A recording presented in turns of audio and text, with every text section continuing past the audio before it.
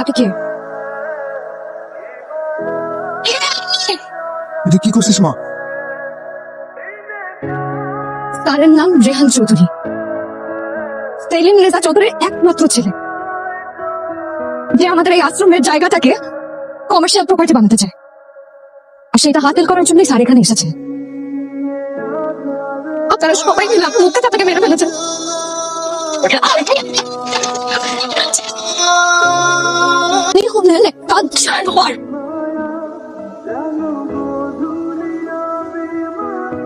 আপনি আমার আশ্রম থেকে বেরিয়ে যান। আপনার মুখ আমি আর কোনোদিন দেখতে চাই না।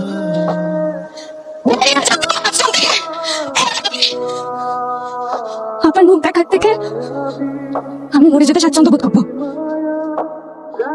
আপনি আমার আশ্রম থেকে বেরিয়ে যান। নীরব সুরে তরঙ্গ বাজে, তোমাকে ঘিরে ছবি আঁকে গোধূলি বিকেলে।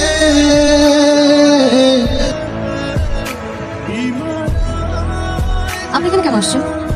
আপনাকে একবার বলছেন এই আশ্রমে কোনোদিন না আসতে। কোথায় যাচ্ছেন আপনি? কথা বলে কি কানে ঢোকে না আপনার? তুমি বুঝতেছো না? আমি বুঝতে চাইও না। আমাকে বুঝতে হবে, তোমাকে দেখতে হবে। সবসময় নিজের জায়গা থেকে দেখলে তো হবে না, একবার আমার জায়গা থেকে দেখার চেষ্টা করো।